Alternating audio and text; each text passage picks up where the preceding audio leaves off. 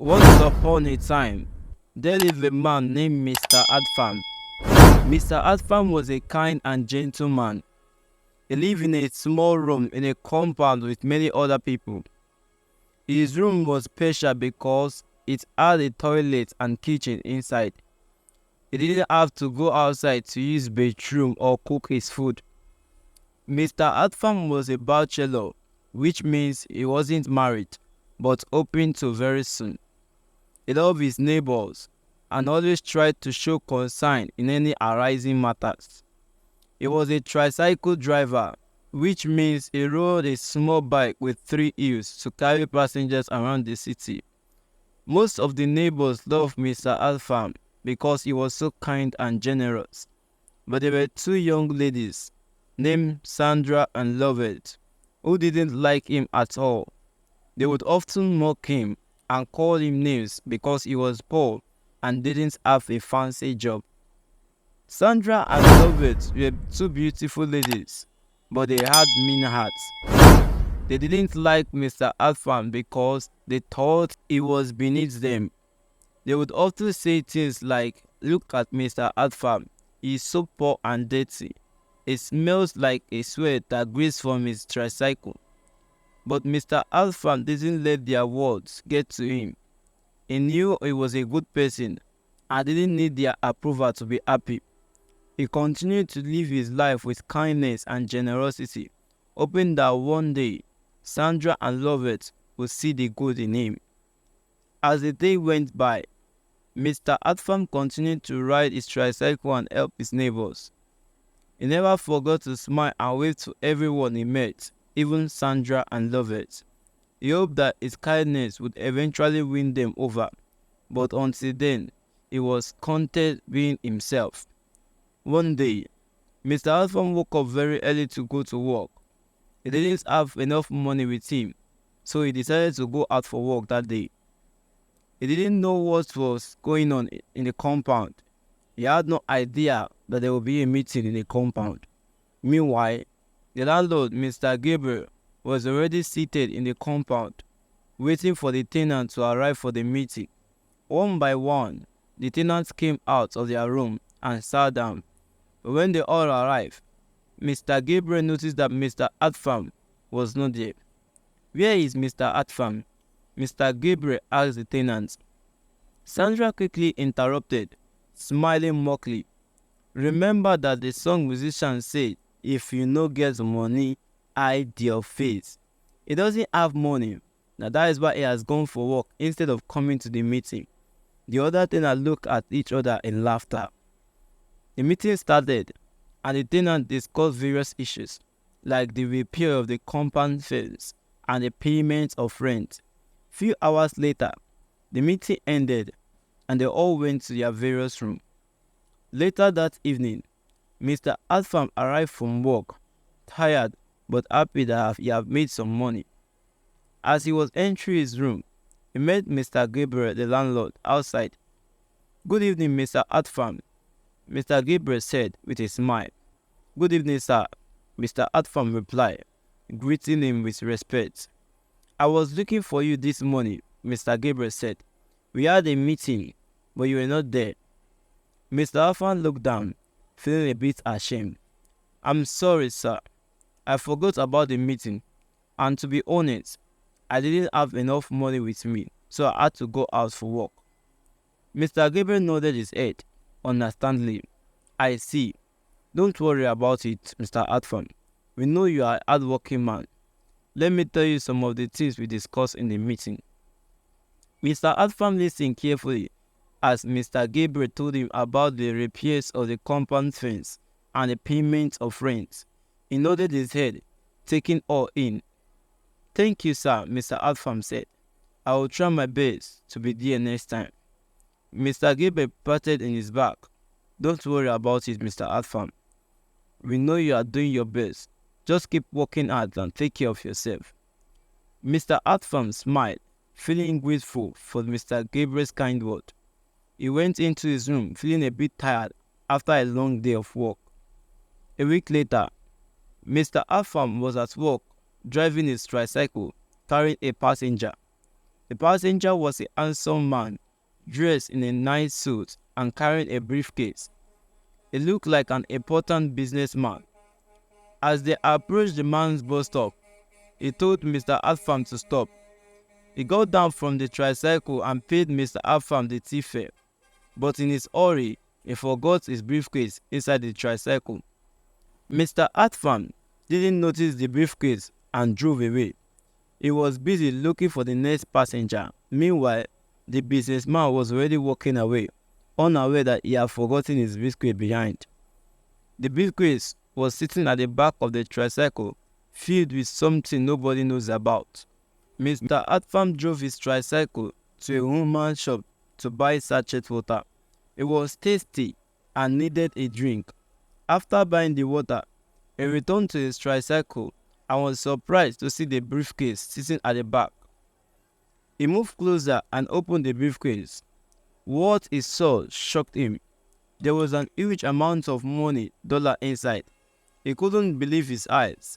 He had never seen so much money before. Mr. Adfarm was confused. He didn't know what to do. One voice in his head was telling him to take the money home and enjoy himself. "You deserve it," the voice said. "You have been struggling for so long. Take the money and live a better life." But another voice was telling him to go back and look for the man who owned the briefcase. "It's not your money," the voice said. "It belongs to someone else. You should try to find the owner and return it." Mr. Adfarm sat on his tricycle for about 10 minutes, trying to decide what to do. He was torn between the two voices. Finally, he decided to go back and look for the man. He felt it was the right thing to do, so he turned his tricycle around and drove back to the bus stop where he had dropped the man. But when he got there, the man was nowhere to be found. Mr. Adfarm asked people around if they had seen the man, but no one had. He was disappointed and didn't know what to do. He decided to take the money home with him. He couldn't find the man, so he thought it was best to keep it safe until he could find the owner. He drove his tricycle home, thinking about what he had just said. When he got home, he took the briefcase and hid it under the bed.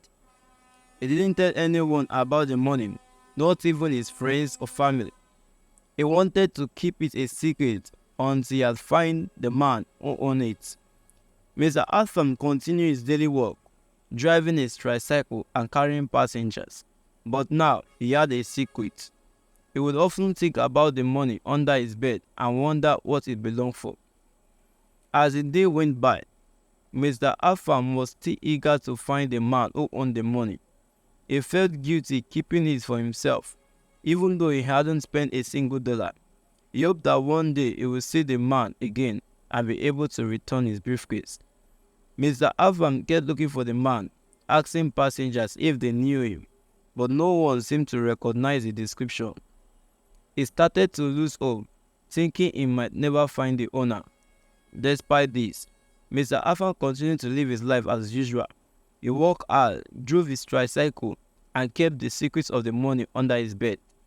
He knew it wasn't his, and he wanted to do the right thing. One afternoon, Mr. Adfarm was sitting in his tricycle, taking a break from work. He was relaxing and enjoying the sunshine when he saw a familiar face walking along the roadside. It was the man who had forgotten his briefcase in Mr. Adams' tricycle. Mr. Adams' eyes widened with excitement. He quickly jumped out of his tricycle and ran to the man. "Sir, sir, sir," he called out. The man turned around, surprised to see Mr. Adfarm. They greeted each other, and Mr. Adfarm asked, "Are you the one who forgot your briefcase in my tricycle?" The man's eyes widened in surprise. "Yes, that's me, but I couldn't find you, so I forgot about it." Mr. Adfarm smiled. "I was also looking for you too. I wanted to return your briefcase, but I couldn't find you, and I kept it safe in my house." The man's face lit up with joy. "Really? You found it, and you kept it safe?" Mr. Adfarm nodded. "Yes, I did. I wanted to do the right thing. I'll return it to you now." The man thanked Mr. Adfarm again and again. He was so grateful to have found his briefcase back. Mr. Adfarm smiled and said, "Let's go to my house. I'll give it to you." They walked together to Mr. Adfarm's house, chatting and laughing. When they arrived, Mr. Adfarm handed the briefcase over to the man. The man opened it and checked everything. He was relieved to see that all his money was intact. "Thank you so much, Mr. Adfarm," the man appreciated. "I was worried sick about this money. I was taking it to one of my companies for an ongoing project, but my vehicle broke down and I had to take a taxi. I forgot my briefcase in your tricycle in a hurry." Mr. Adfarm smiled and said, "I'm just glad I could help. I know how important it is to keep your belongings safe." The man nodded and continued, "I appreciate your honesty, Mr. Adfarm. You are a rare person. I promise to support and lift you. You deserve it." Just then, the man asked Mr. Adfarm, "Let's go out for lunch to celebrate. I want to treat you to a nice meal." Mr. Adfarm agreed, and they both went to one of the biggest restaurants in the area. They enjoyed a delicious meal together, laughing and chatting like old friends. After they finished eating, the man pulled out a card from his pocket and handed it over to Mr. Adfarm. "Here is my contact information," he said. "My name is Mr. Johnson, and I'm the CEO of Johnson Construction Company." Mr. Adfarm took the card and looked at it. He saw Mr. Johnson's name, phone number, and email address. Mr. Johnson also gave Mr. Adfarm his company address. "Come to my office tomorrow, and we will discuss how I can help you," he said. Mr. Adfarm's eyes widened with excitement. He couldn't believe what was happening. He had never imagined that returning a briefcase would lead to such an opportunity. "Thank you, sir," Mr. Adfarm said, shaking Mr. Johnson's hand. "I'll be there tomorrow." Mr. Johnson smiled and patted Mr. Adfarm on his back. "I'm looking forward to see you tomorrow, Mr. Adfarm. Don't be late."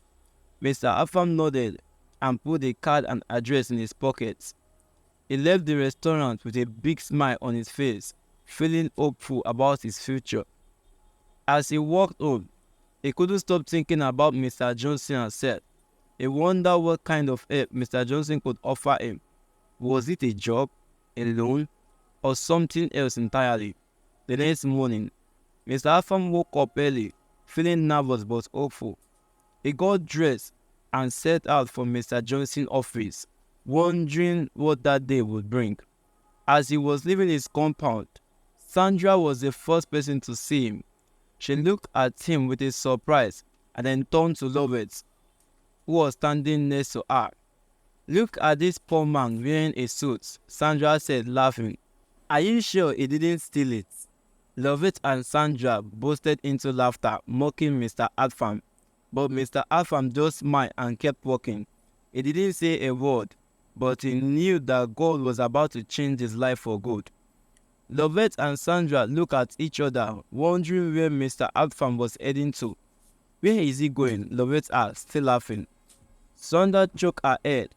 "I don't know, but it looks like he's going for a job interview or something." Lovett giggled. "Job interview? Mr. Adfarm? That's a joke." Mr. Adfarm heard their laughter and comment, but he didn't let it bother them. He knew that he was heading on his way for bigger something that would change his life forever. As they walked away, Lovett and Sandra looked at each other, still wondering what was going on. They had no idea that Mr. Adfarm's life was about to take a dramatic turn. Mr. Adfarm arrived at Mr. Johnson's company, a big building with a large gate. The gateman came out and asked him, "Who are you looking for?"